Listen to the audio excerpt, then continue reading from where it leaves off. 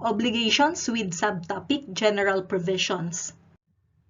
So we are done discussing the definition and the elements of an obligation.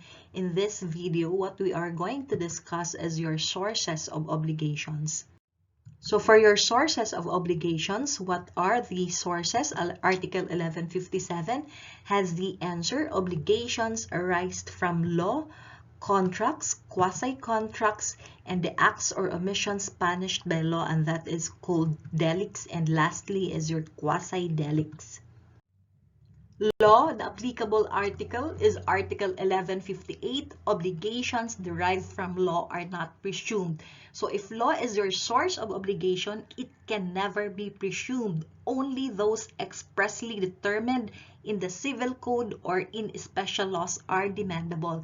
So what are your obligations derived from law? That is number one, your payment of taxes. Another example is the right of the children to be supported.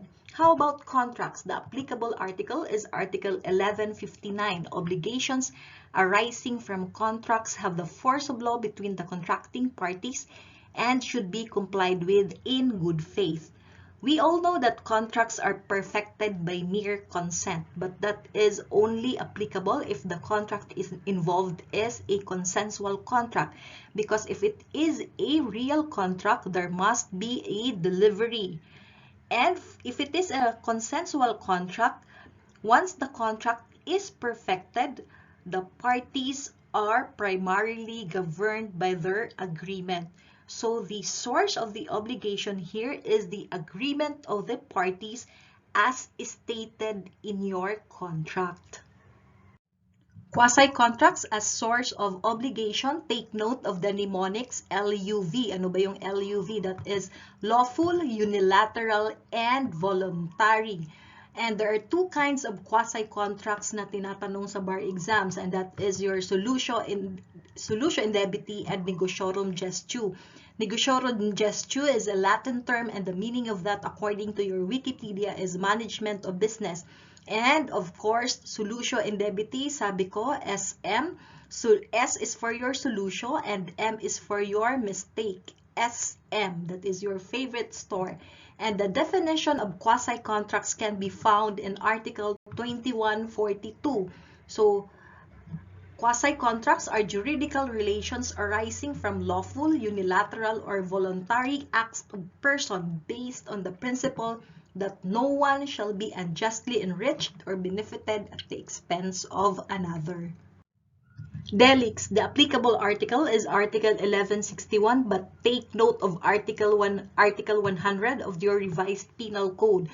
Ano ang sinasabi ng Article 100? If you are criminally liable, you are also civilly liable. And what is your civil liability? That includes restitution, reparation of the damaged cost, or indemnification for consequential damages. This is your Article 104 of the RPC. How about if it is quasi-delicts? Quasi-delicts as your source of obligation. The applicable article is Article 1162, but relate that also to this very important article, and that is Article 2176. Tinatanong sa bar exam.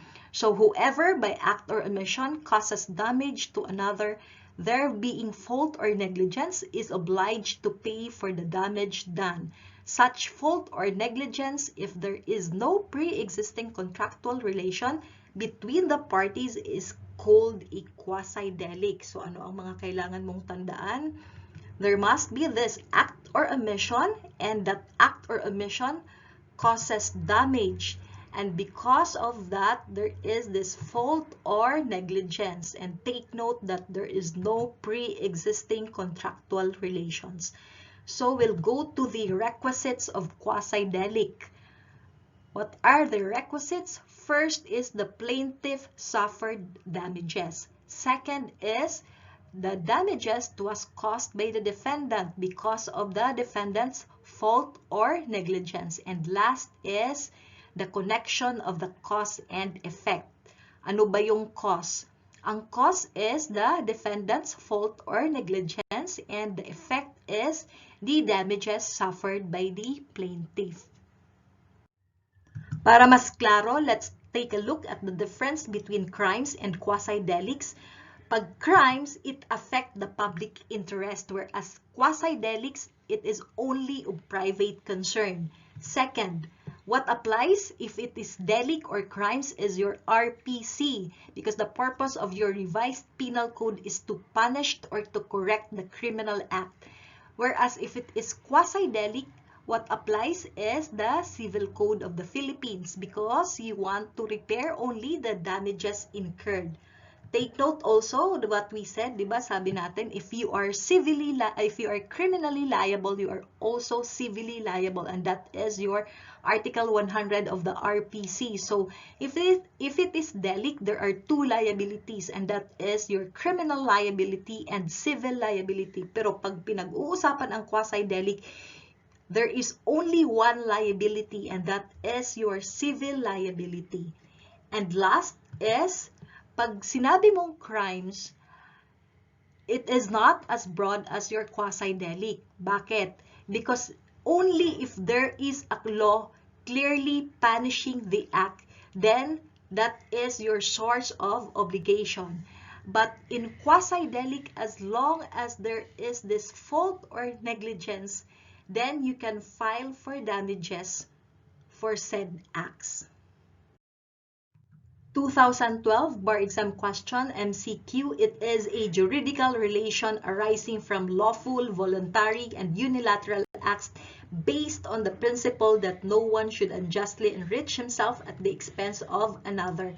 Choices are quasi-contract, quasi-delict, contract, and delict. So by this time, dapat alam nyo na ang sagot dito. And the answer is quasi-contract.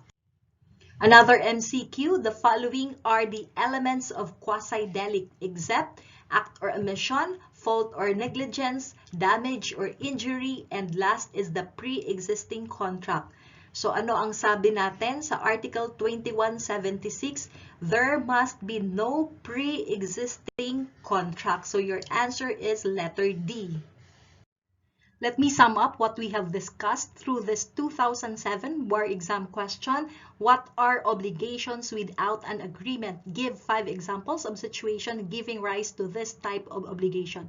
The answer is obligations without an agreement are obligations that do not arise from contract, such as those arising from delicts. Si akusado ba ay sumasang-ayon na siya din ay obligado, di ba? Hindi naman. The only reason why he is obliged is because of Article 100 of your RPC.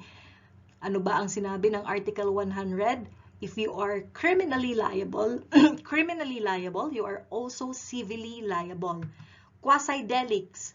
Article 2176, ano ang sinasabi doon? There is no pre-existing contractual relation. So, walang pre-existing contractual relation. So, kung walang pre-existing contractual relation, pangatlo ko nang inulit yan, it means na hindi sila nag-agree. There is no agreement between or among the parties.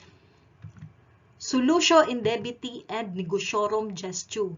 Take note that these are your quasi-contracts. At ano ang sinabi natin? Pag quasi-contracts, your mnemonic is LUV. L is for lawful, V is for voluntary, and U is for unilateral. Ano ba ibig sabihin ng unilateral? It means only one party or only one person bound himself to do or to perform an obligation. So, meaning to say, hindi rin sila nag-agree. And last is obligations arising from law.